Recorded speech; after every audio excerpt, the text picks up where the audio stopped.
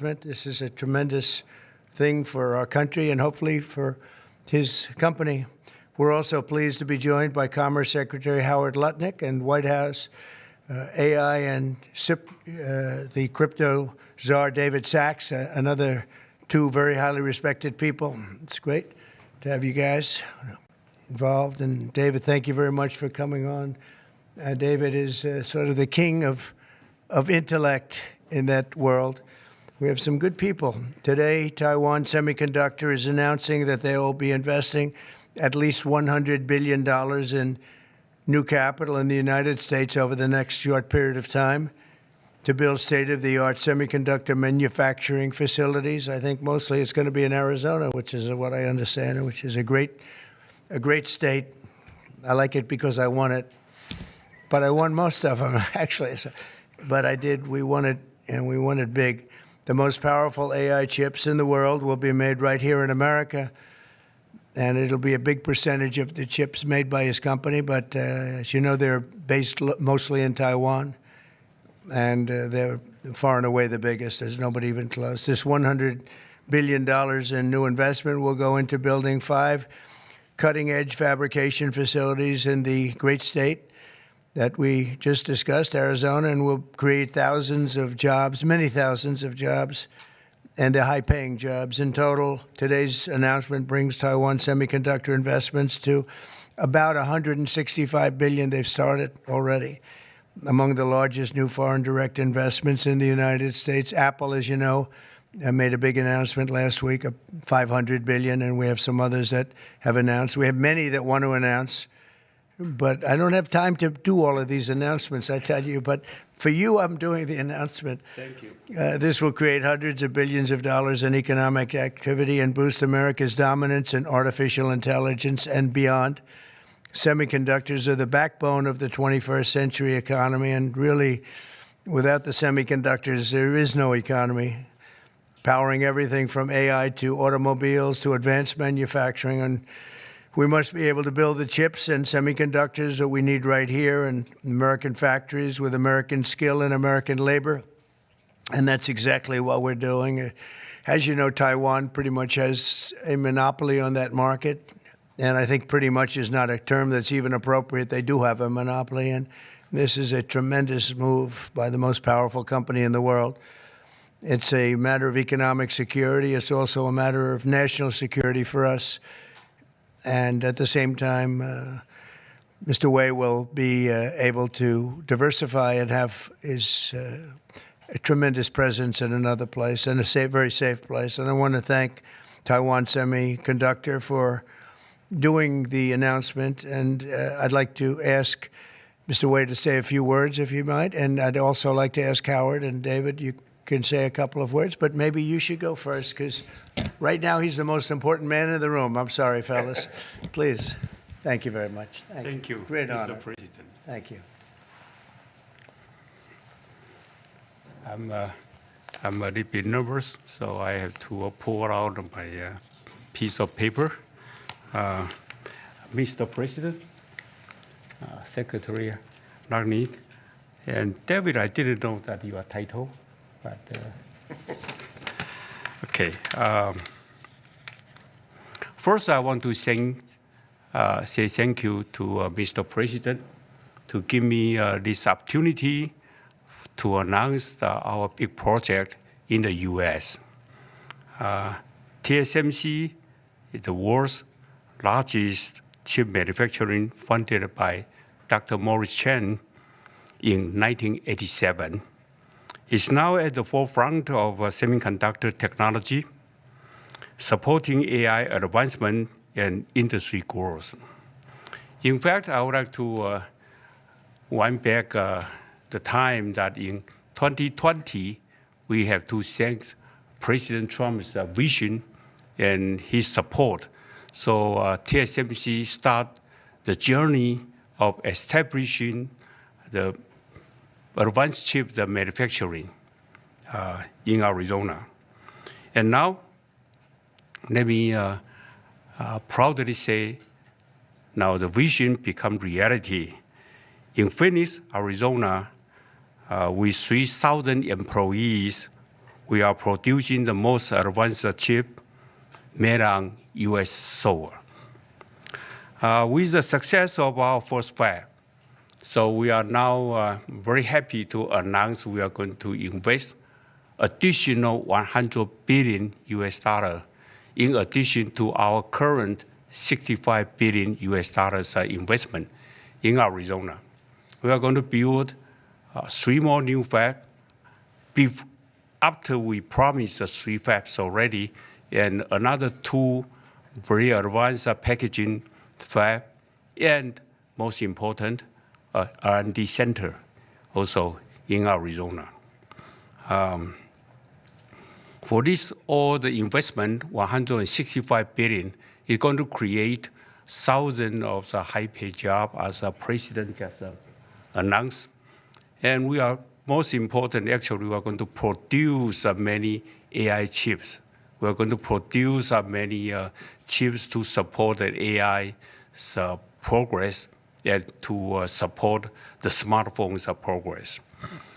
And again, with that, I want to thank President Trump again for his support. In addition, I also want to thank my customers in the U.S., such as Apple, NVIDIA, AMD, Qualcomm, Broadcom. They all support TSMC's manufacturing in the U.S. Without their support, we probably cannot make it through. So again, I want to thank them. Also, I'd like to thank the TSMC's employee. Without their effort, we just cannot make it today. That's all I want to say, and thank you. Thank you.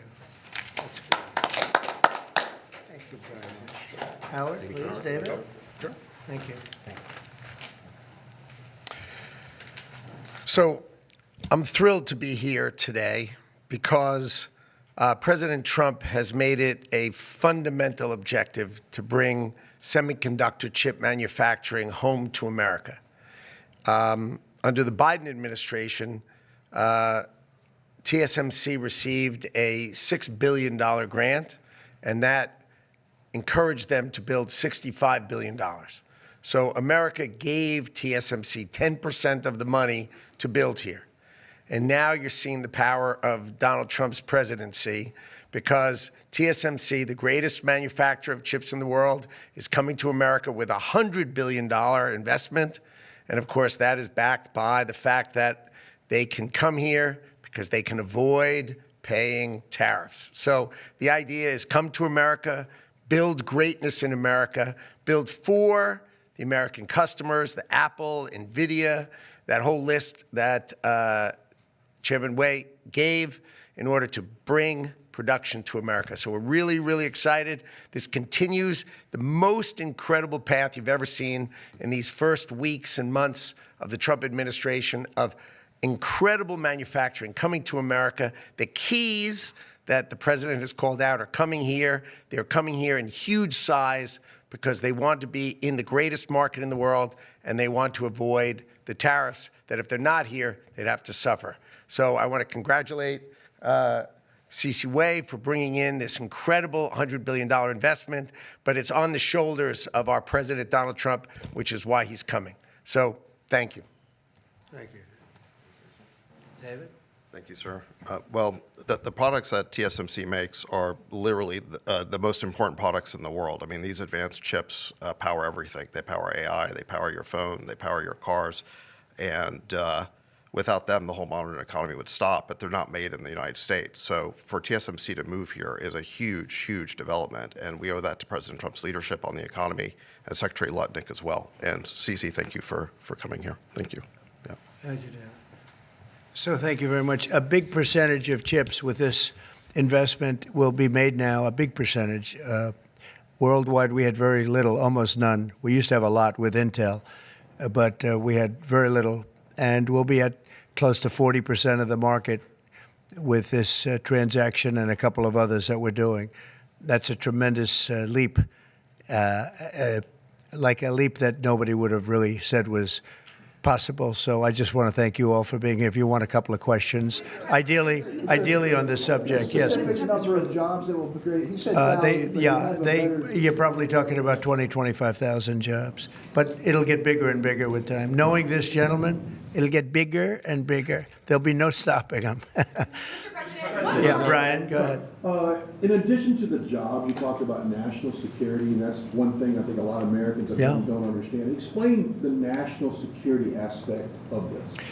Well, without the chips and semiconductors, nothing runs today. You can't buy a car without them. You can't get a radio, a television, nothing. You can't get anything. And we thought it was very important, obviously business-wise, but we thought even in terms of national security to have this large percentage of the chips, semiconductors, and other things that they make the most important product. And not a product that you can really copy. It takes years and years. You know, on the needle of a pin is total genius. I mean, they can put things, I mean, something the size of the needle, the point of a pin, they put information that is just not even believable. So if you would see this, it's just really something. Yes, Brian? One aspect to that, Honda announced they're coming to Indiana because of the tariffs. Once again, that's right. Bringing additional jobs in manufacturing. You want to comment on that as well? Well, Honda's coming, and I told you about Apple that they're going to be starting to build massively here, $500 billion. And we have many other companies going to be announced, but we had many that have already announced. And no, it's going to be great. It's looking really strong. I don't think this country has ever seen anything like we're seeing right now. Now, the tariffs, as you know, will start a week earlier than the reciprocal, which is going to be on a couple of weeks earlier. Reciprocal tariffs start on April 2nd. And I wanted to make it April 1st, but I didn't want to go April Fool's Day because that costs a lot of money, but that one day. But so we're going April 2nd. But very importantly, tomorrow tariffs 25% on Canada and 25% on Mexico, and that'll start. So they're going to have a tariff. So what they have to do is build their car plants, frankly, and other things in the United States, in which case they have no tariffs. In other words, you build, and this is exactly what Mr. Wei is doing, by building here. Otherwise, they'll build, if they did them in Taiwan to send them here, they'll have 25% or 30% or 50% or whatever the number may be someday. It'll go only up. But by doing it here, he has no tariff, so he's way ahead of the game. And I would just say this to people in Canada or Mexico, if they're going to build car plants, the people that are doing them are much better off building here because we have the market. We're the market where they sell the most. And so I think it's going to be very exciting for the automobile companies, very exciting for, I can think of any, as an example, North Carolina, they had the great, I used to go there to buy furniture for hotels, and it's been wiped out. That business all went to other countries. And now it's all going to come back into North Carolina, the furniture manufacturing business, please. Is the Ukraine minerals deal now dead, or can it be revived?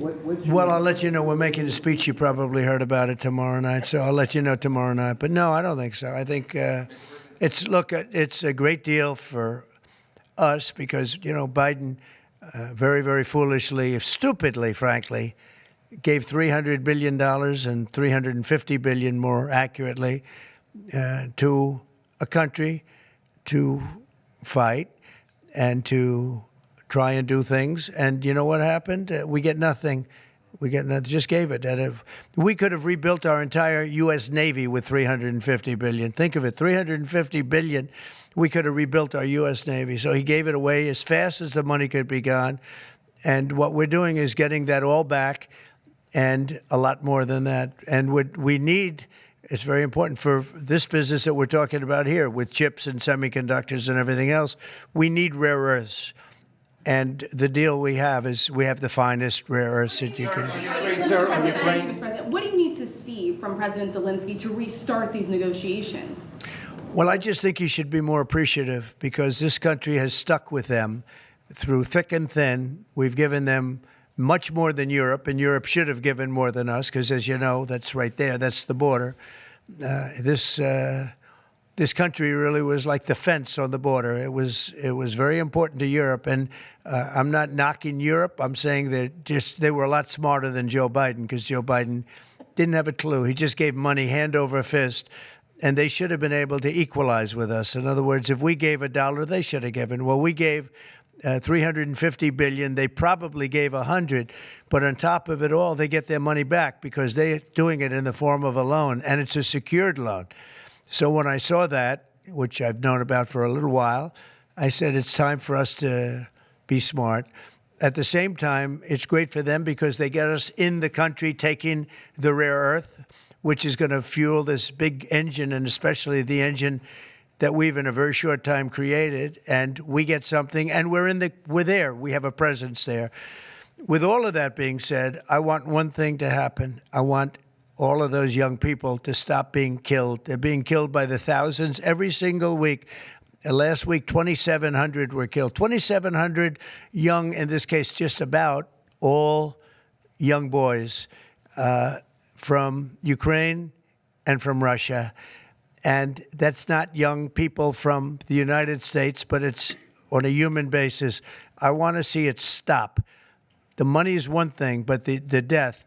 And they're losing thousands of soldiers a week.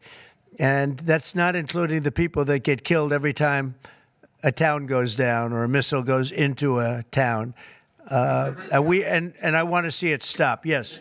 Are you considering canceling military aid to Ukraine? And can we get a reaction to what the Prime Minister said, that your administration is bringing U.S. worldview in alignment with Moscow's? So this is a deal that should have never happened. This is a deal that would have never happened. And it didn't happen for 4 years. It didn't happen. It was never even close to happening. If I were president, it would not have happened. And October 7th would not have happened in Israel. And inflation wouldn't have happened. And Afghanistan, disastrous, the way they withdrew. Not the fact that they withdrew, but the way they withdrew would have never happened. And we would have had Bagram right now instead of China having it. It was 1 hour away from where China makes their nuclear weapons. We would have kept Bagram, with one of the biggest air bases in the world. All of these things happened, and it's a shame. But it is what it is, and now we're here. I want to see it end fast. I don't want to see this go on for years and years. Now, President Zelensky supposedly made a statement today in AP. I'm not a big fan of AP, so maybe it was an incorrect statement, but he said he thinks the war's going to go on for a long time. And he better not be right about that. That's all I'm saying.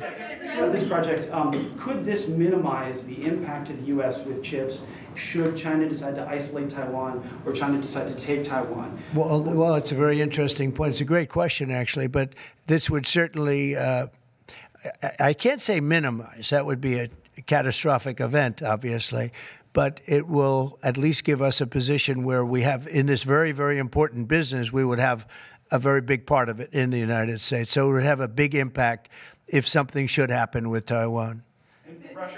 Are you looking at relieving Russian sanctions if there is a peace deal? Well, we're going to make deals with everybody to get this war, including Europe and European nations. And they've acted very well. You know, they're good people. I know most of them are friends of mine. The heads of state, the heads of the various countries, prime ministers from the different. I got four prime ministers and 5 presidents called me over the last 2 days, and they want to work it out. They want to get it worked out. And I think they're also, you know, they're talking money, but the money is less important than the deaths. We're talking thousands of young people a week. And people would say, why do I care about Ukraine, young people? Why do I care about, and not all young, but they're pretty young. You know, Ukraine is running a little bit low, and they're getting older. They're recruiting older people. It's a very, very sad thing that's happening over there, and we want to get it finished. We want to stop the death. On the tariffs, is there any room left for Canada and Mexico to make a deal before midnight? And should we expect those Chinese tariffs, the extra 10%, to take no room left for Mexico or for Canada? No, the tariffs, you know, they're all set. They go into effect tomorrow. Mr. President, just to follow up on my colleague's question. And just so you understand, vast amounts of fentanyl have poured into our country from Mexico. And as you know, also from China, where it goes to Mexico and goes to Canada. and China also had an additional 10, so it's 10 plus 10. And it comes in from Canada and it comes in from Mexico, and that's a very important thing to say. Yeah, please, go ahead. Have you decided if you're going to suspend military aid to Ukraine? Have you made that decision? Well, I haven't even talked about that right now. I mean, right now, we'll see what happens. A lot of things are happening right now as we speak. I mean, literally, as we speak, I could give you an answer and go back to my office, the beautiful Oval Office. I could go back into the Oval Office and find out that the answer is obsolete. It's like his business. It's obsolete. You come up with a new chip, and it's obsolete about 2 minutes later, right? But that's what's good about his business. That's why he's the only one that's successful in it. But to follow up my colleague's question, from Russia saying that your foreign policy is largely in line with their vision, should that be concerning to Americans? said what? Should that be concerning to Americans? Read the statement. That Russia says that your administration's foreign policy is, quote, largely in line with their vision. Well, I'll tell you what, I think it takes two to tango, and you're going to have to make a deal with Russia, and you're going to have to make a deal with Ukraine. You're going to have the assent, and you're going to have the consent from the European nations, because I think that's important, and from us. I think everybody has to get into a room, so to speak, and we have to make a deal. And the deal can be made very fast. It should not be that hard a deal to make. It can be made very fast. Now, maybe somebody doesn't want to make a deal. And if somebody doesn't want to make a deal, I think that person won't be around very long. That person will not be listened to very long, because I believe that Russia wants to make a deal. I believe certainly the people of Ukraine want to make a deal. They've suffered more than anybody else. We talk about suffering. They've suffered. But if you think about it, under President Bush, they got Georgia, right? Russia got Georgia.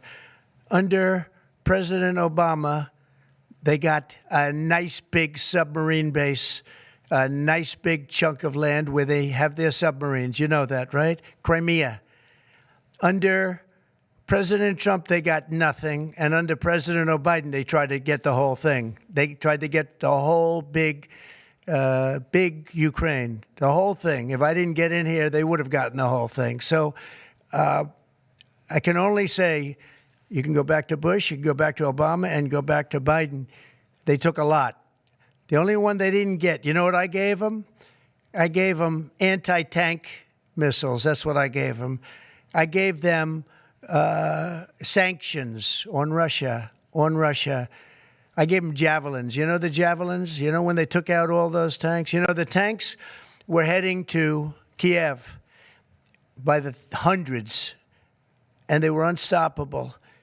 And I gave them javelins. So, you know, I really, Putin is the one that will tell you this has not been so good for them. The fact is that I just want fairness. I want fairness. But think of it. I gave Russia nothing except grief. I gave them nothing. I gave them sanctions and javelins. That's what I gave them. Obama gave them sheets, and you heard that statement before. It's a very famous. Trump gave them javelins, and Obama gave them sheets, and then they say how close I am to Russia.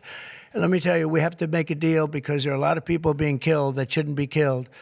But remember, Trump gave them nothing, and the other presidents gave them a lot. They gave them everything. Mr. President, on trade, you met with Argentine President Javier Milei at CPAC. He wants to sign a free trade agreement with the United States. Is that something that you would consider even with Argentina? I'll consider anything. And Argentina, I think he's great, by the way. I think he's a great leader. He's doing a great job. He's doing a fantastic job. Brought it back from oblivion. Yeah, we'll look at things. We're looking at the UK with things. It doesn't have to be tariffs, but tariffs are easy. They're fast. They're efficient.